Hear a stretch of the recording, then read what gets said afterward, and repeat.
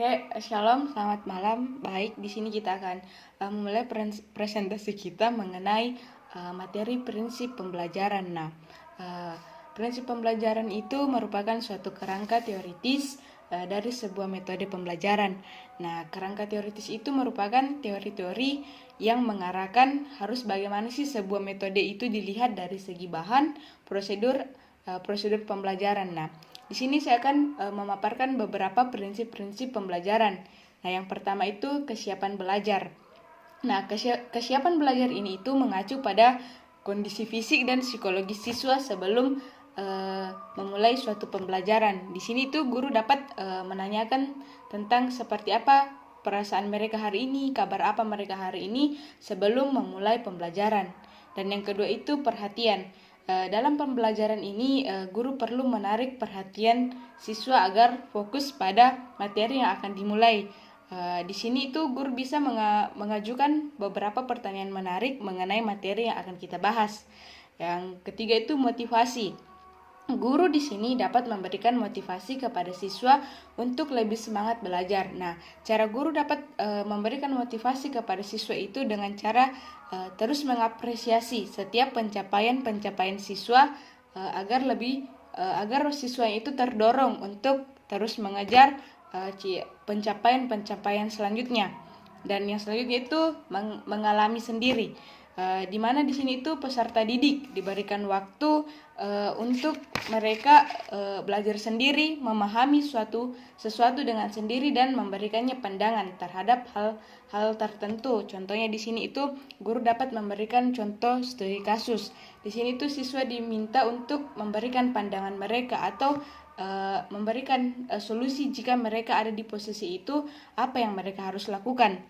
Dan yang selanjutnya itu pengulangan, di mana di sini itu guru kembali mengulas pembelajaran yang telah diajarkan tadi. Contohnya di sini itu setelah selesai pembelajaran, guru mengadakan diskusi tanya jawab mengenai pembelajaran yang telah dibahas tadi. Selanjutnya itu materi yang menantang. Dengan di sini itu tenaga pendidik memberikan pembelajaran yang lebih menantang di atas kemampuan mereka sehingga melatih kritis pada siswa. Contoh kecilnya saja ini melalui presentasi. Di sebagian siswa ini presentasi mungkin agak susah, tapi di sisi lain agak menantang. Di situ akan melatih pikiran kritis mereka sehingga dapat mengusahakan presentasi itu dapat berjalan. Jadi di sini itu pikiran kritis siswa ini dilatih. Dan selanjutnya itu balikan dan penguatan. Di sini tuh dimana seorang guru memberikan informasi kepada siswa tentang kemajuan mereka dan hal apa saja yang perlu ditingkatkan lagi ke depannya. Dan yang terakhir itu perbedaan individual. Seperti yang kita ketahui, di mana di sini tuh siswa memiliki karakteristik yang berbeda-beda serta gaya belajar yang berbeda-beda. Dengan begitu, seorang guru harus mengetahui bagaimana ia menyesuaikan seperti apa sih pembelajaran yang cocok untuk memudahkan para peserta didiknya memahami pembelajaran apa yang mudah mereka pahami. Nah, mungkin segitu saja materi yang saya paparkan. Mungkin dari teman-teman ada yang ingin bertanya? Ya, silakan. Oke, baik. Terima kasih untuk kesempatan yang diberikan kepada saya. Materinya kan membahas tentang prinsip pembelajaran. Pertanyaan saya, apa sih fungsi dari prinsip pembelajaran itu? Terima kasih.